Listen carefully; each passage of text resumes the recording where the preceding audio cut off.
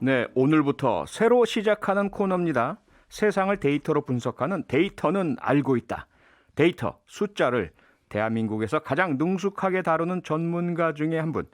여론조사 전문가 배종찬 인사이트 K 연구소장 모셨고요. 빅데이터 전문가인 전민기 한국인사이트 연구소 팀장 모셨습니다. 두 분과 함께합니다. 안녕하세요. 네, 안녕하십니까? 반갑습니다. 네. 그리고 지금 유튜브를 통해서도 전민기 팀장님, 배종찬 소장님 직접 만나실 수 있고요. 유튜브에서 표창원의 뉴스 하이킥 검색해서 들어오시면 됩니다. 방송 들으시면서 궁금한 점 바로 채팅창에 남겨주시면 제가 모아서 대신 질문도 드리겠습니다. 네, 지난주에 한번 실험적으로 두 분 합을 한번 맞춰봤는데요. 반응이 아주 좋았습니다. 네. 그래서 저희가 본개편의 두 분을 아이고. 계속해서 모시기로 했으니까요. 인정받았네요. 인정받으신 두 전문가분들, 감사합니다. 네. 인정해주신 청취자분들께 간단하게 인사 네. 좀 해주시죠. 배종찬 소장님부터. 네, 인정해주신 인정 많은 팬분들, 네 앞으로도 계속 최고의 방송이니까요. 끝없이 사랑해 주십시오. 고맙습니다. 전민기 팀장님. 그러니까 배종찬 소장님은 저하고 케미는 사실 업계에서 좀 유명했으나 그래요? 네, 그러나 같이 이제 고정이 된 건 처음입니다. 아, 그렇습니까? 네, 여기가 이제 첫 번째니까 더 케미를 돋게 하겠습니다. 네, 아, 알겠습니다. 제가 그 케미의 불을 확 지르도록 하겠습니다. 4월 7일 치러질 재보궐선거 이제 8일 앞으로 다가왔네요. 선거전이 치열해질수록 중도층이라는 말이 부쩍 자주 들리고 있습니다. 중도층을 끌어와야 선거에서 이길 수 있으니까 그런 것 같은데 전민기 팀장님, 네. 중도층이란 말이 실제로도 많이 언급되고 있나요? 그 중도층이라는 언급량 자체가 뭐 이슈를 모든 걸 선점할 정도로 그렇게 많다고는 볼 수는 없어요. 아하. 그러나 네. 중도층이라고 하는 그 키워드 자체의 언급량은 3년 연속 조금씩 올라가고 있다. 아. 그만큼 중도층에 대한 관심은 높아지고 있다라고 볼 수가 있을 것 같아요. 네. 어떤 선거라든지 예전에는 이제 총선이나 뭐 선거 이후에 중도층의 표심은 어땠나를 좀 많이 분석을 했다면 맞아요. 예. 최근에는 이슈가 터질 때마다 그래서 중도층은 뭐라고 해? 라는 쪽으로 좀 많이들 보고 계세요. 왜냐하면 예. 이제 MZ 세대 특징 같은 것들이 또 담겨 있기 때문에 아하. 그래서 빅데이터 상에서 어떤 키워드를 보면 이 이슈에 대해서 대다수가 어떻게 생각하는지 네. 이게 어떻게 보면 중도층의 생각으로 좀 많이 정의가 좀 되는 것 같습니다. 그리고 어떻게 보면 특정 진영의 지지층이 무슨 말을 할지는 거의 이미 예상 가능하지 않습니까? 정해져 그렇죠. 있죠. 네. 그러니까 예. 궁금한 게 중도층의 생각이겠네요. 그런데 이제 예전보다 더 많이 갈수록 의지하는 듯한 최근의 어떤 흐름이 좀 보여지네요. 그런가요? 예. 배 소장님, 네, 실제로 여론조사상에서 보셨을 때도 선거에서 중도층이 중요한가요? 매우 중요하죠. 선거뿐만이 아니라 문재인 대통령 지지율과 관련해서 분석할 때도 네. 중도층 이야기가 많이 나옵니다. 아하. 더불어민주당 지지층이야 뭐 당연히 또는 자연스럽게 문 대통령을 지지할 텐데 네. 중요한 건 대통령 지지율이 하락했을 때 보면은 중도층의 민심 위반 이런 이야기가 나오거든요. 아하. 그러니까 2019년, 2020년 또 올해 지금 3월까지 계속해서 중도층 이야기가 많이 나오는 이유가 네. 진영 간 대결 구도라는 겁니다. 음흠. 2017년부터 더 본격화가 됐죠. 네. 진영 간 대결 구도에서 중요한 건 이제 중도층이거든요. 예. 근데 문재인 대통령이 지난 2017년 선거에서 이길 수 있었던 결정적인 이유는 물론 다자 대결이 됐지만 네. 본인의 지지층과 중도층을 가져가야 됩니다. 아하. 선거는 간단해요. 선거는 자기 지지층과 중도층을 가져가면 그냥 이기는 겁니다. 역대 예. 선거가 다 그랬습니다. 보수층과 중도층 또는 진보층과 중도층 이렇게 세트로 가져갈 때 선거 당선이 가능해지는 것이거든요. 네. 그런 만큼 중도층의 중요성은 뭐 그 어느 유권자보다도 크다고 봐야 되겠죠. 왜? 네. 사실상 승리를 결정짓는 분수령이 되고 캐스팅 보트 역할을 하는 그런 역할을 하는 중요한 유권자가 중도층이라고 볼 수 있으니까요. 그런데 왜 지금까지도 대부분의 유력 정치 그룹 정당들을 네. 보면 자기 지지층 결집에 훨씬 더 많은 공을 들이는 듯한 모습이 보이죠? 그는 선자 후중입니다. 아하, 우선 선자 먼저 자기 지지층을 아하. 잡고 네. 그 다음에 이 중도층을 잡아야 되는 것이거든요. 자기 지지층을 못 잡는 경우가 어느 정도냐면 예. 2000년도 미국 대선 기억하실 겁니다. 네. 근데 엘고 후보가 아들 부시 후보에게 집니다. 네. 근데 우리가 생각할 땐 플로리다가 문제였던 걸로 기억을 하시잖아요. 그렇죠. 아니에요. 엘고가 자기 출신 지역인 테네시 상원 의원을 지내는데 테네시주에서 패합니다. 아. 그러니까 자기 지지층을 놓치면 예. 그냥 뭐 볼 것 없이 지는 거예요. 아, 그렇네요. 그래서 우리가 선거 때만 되면 영남 기반, 호남 기반, 충청 기반 이야기하는 이유가 그거죠. 그러니까 선자 후중, 자기 지지층을 먼저 먼저 잡고 챙기고. 후중이 되는 거죠. 네. 네. 전 팀장님, 네. 지난 1년간 빅데이터 상으로요. 예. 중도층이 많이 언급된 특정한 날이 있나요? 예, 그 가장 많이 언급된 날은 네. 2020년 작년이죠. 4월 16일 총선 다음 날입니다. 아하. 그러니까 여당이 압승으로 끝난 이후에 예. 이 왜 그랬는지를 이제 분석을 하면서 아하. 거기에 대해서 사람들이 이제 의견을 좀 쏟아내기 시작을 했거든요. 네. 그래서 그때 당시 이제 뭐 거대 양당 대신에 국민의당 지지했던 중도층 표심이 민주당을 선택했다. 그러면서 이제 막판으로 가면서 통합당에서 쏟아진 각종 막말 때문에 중도층이 민주당을 지지한 배경으로 거론된다. 아까 선자라고 하셨는데 네. 이제는 선자 할 때도 그 중도층을 의식하지 않고 하면 안 됩니다. 아하. 너무 도를 센 넘으면 안 발언이라. 된다. 그렇죠. 그래서 요즘에는 뭐 불공정, 불합리, 차별 이런 것들에 대해서 말 잘못하면 중도층이 바로 마음을 돌리기 때문에 네. 그 부분에 대해서 좀 이제 지적을 좀 많이 받고 있고요. 예. 이 그다음에 이제 올해 1월 3일인데 그다음에 작년 8월 14일 이렇게가 2, 3인데 다 대통령 국정 운영 지지도 때문에 그렇습니다. 아하. 역대 뭐 최저치를 찍었다. 중도층은 왜 마음을 돌린 것이냐. 결국은 예. 그런 분석들 때문에 나오고 거기에 대한 사람들의 의견이 달라붙으면서 네. 그렇게 가장 많이 이렇게 언급량이 나왔습니다. 아하. 많은 분이 지금 문자를 주고 계신데요. 그중에서도 미니로 주신 허선미님의 문자 한번 소개해드리겠습니다. 중도층이 민심의 향방이라는 말로 들려요. 이렇게 주셨는데요. 민심의 향방이라면 결국 선거에서는 당락의 결정요인이다. 이렇게 볼 수 있나요? 그렇죠. 이제 민심의 등대라고 봐도 과언이 아닐 정도인데 등대. 그게 왜냐하면은 사실 중도를 잡아야만 선거에서 이길 수가 있는 것이거든요. 예.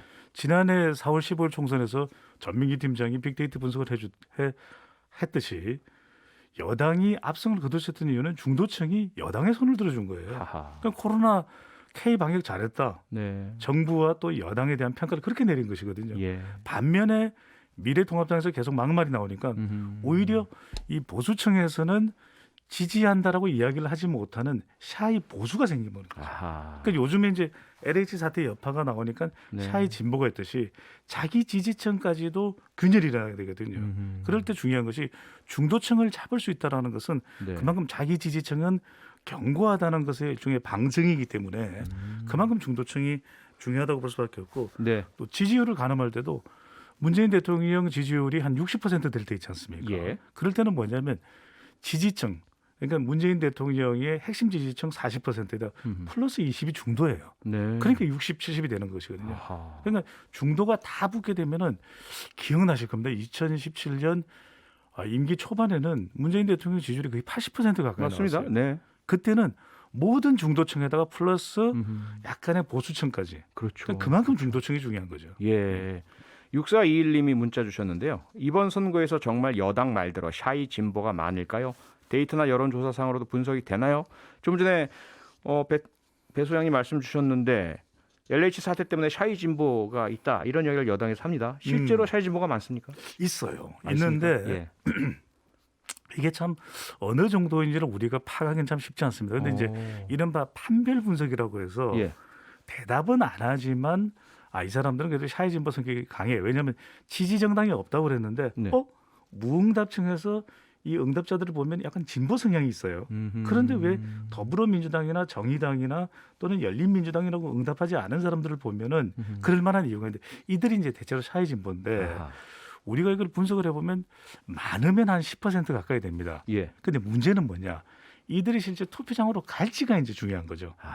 가능한 한 이들을 투표소에 많이 이제 내보내는 것이 관건이 될 수밖에 없기 때문에 예. 지금 실망해 있고 지쳐 있는 샤이 진보에 대해서 특히 이제 20, 30대가 많다고 봐야 되지 않겠습니까? 네. 민주당을 지지했었던 이들을 어떻게 견인해 나가느냐, 아하. 어떤 이슈가 있냐 이게 중요할 수밖에 없는데 우리가 2010년에 보면은 오세훈 대 한명숙 대 오세훈 대결 보면 그때는 한명숙 후보가 여론조사에서 안 된다고 그랬는데 지금 정작 이 투표함을 열고 보니까 상당히 선전을 해요. 네. 근데 그때는 왜냐하면 그때는 샤이 보수가 아니라 기술적인 진보, 이른바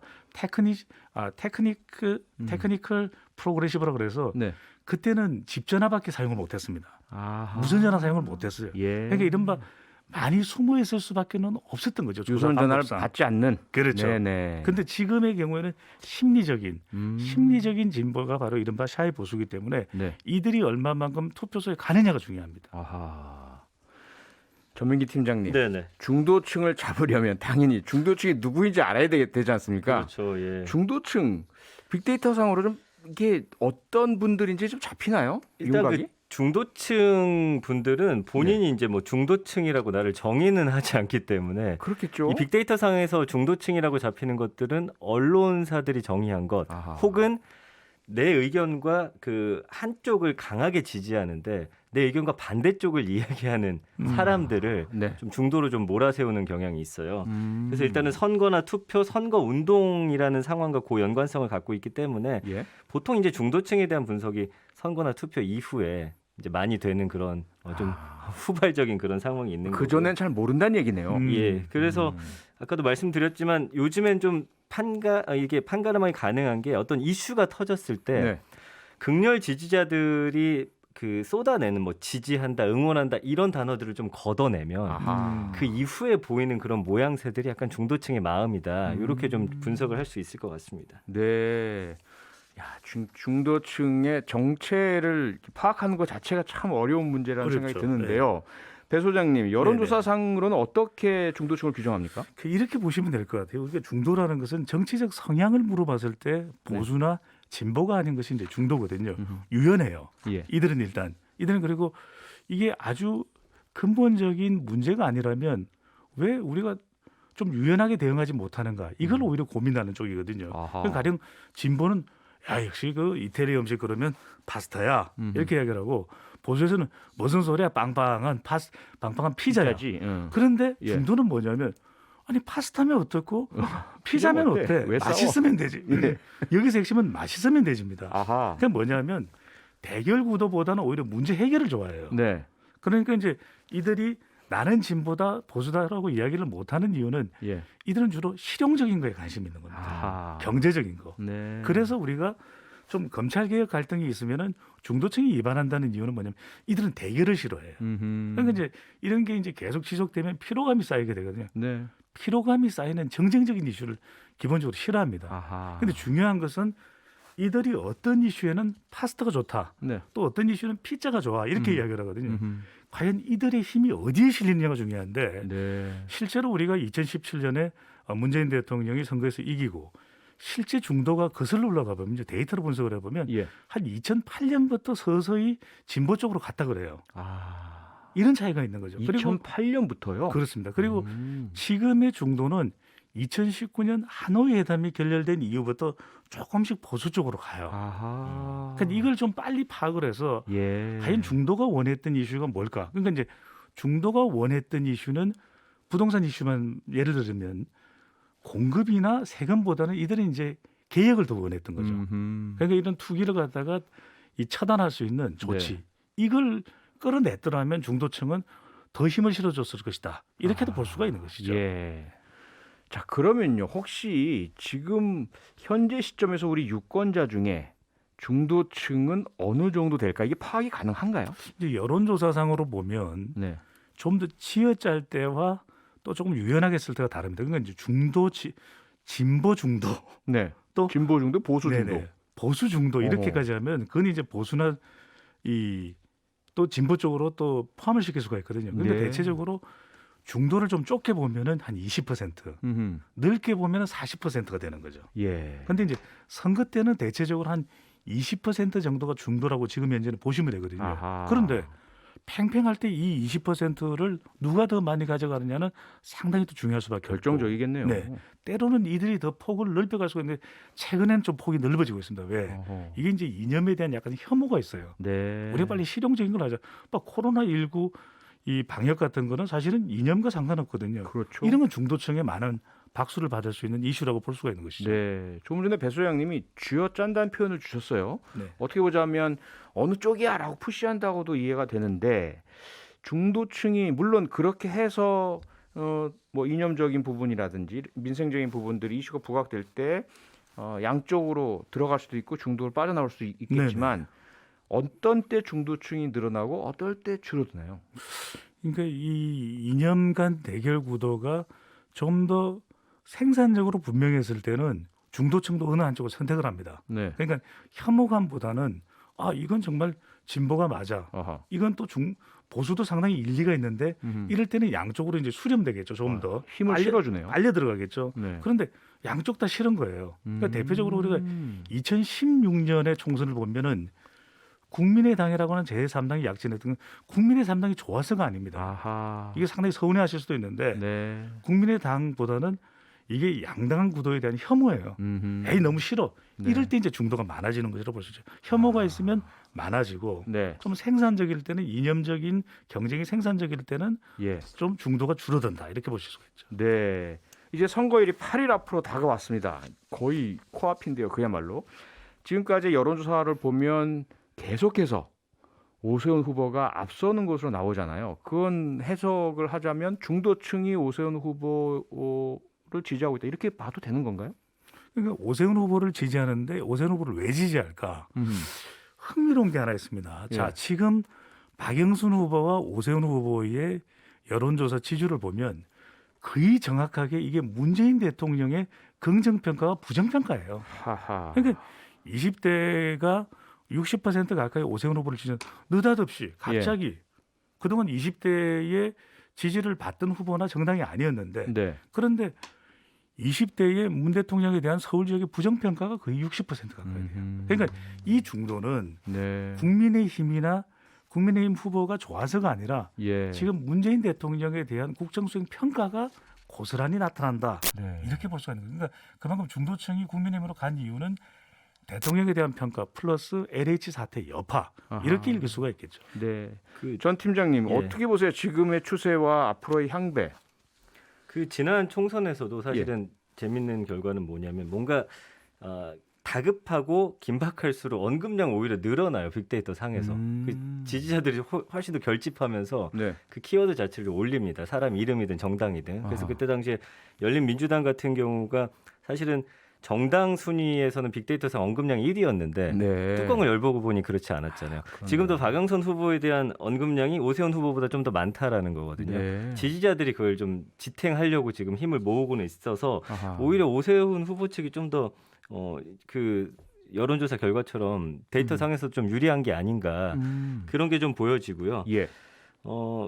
중도층의 반전이 있으려면 지금 지난주에도 말씀드린 것 같은데 LH 사태를 뒤집을 만한 어떤 불공정한 이슈가 상대 쪽에서 나와야 되는데 좀 몸을 사리고 있잖아요. 그 정당에서도 말 조심해라, 네, 행동 조심해라. 예. 그것만 잘 유지한다면 저는 이 기세는 그대로 가지 않을까. 그러니까 짧게만 말씀드리면 이건 있습니다. 그래도 중도층이 영향을 받을 수 있는 것이 아하. 중도층은 이념보다는 정직, 솔직 이걸 중요하거든요. 그리고 누구보다도 개인의 신상에 대해서 영향을 받는 게 또 중도층입니다. 왜냐하면 네. 보수나 진보는 이미 단단하고 단단해진 상태면 지금 오세훈 후보와 관련된 의혹들 이게 어떤 다른 유권자층보다는 중도층에 많은 영향을 미칠 수가 있기 때문에 향후에 반전에 또 기점이 될 수도 있겠죠. 있다. 예, 지켜봐야 되겠네요. 오늘 빅데이터 토크는 여기서 마쳐야 되겠습니다.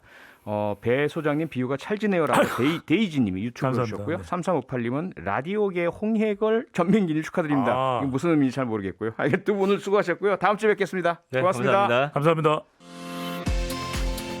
평일 저녁 6시 5분에 여러분을 찾아갑니다. MBC 라디오 표창원의 뉴스 하이킥.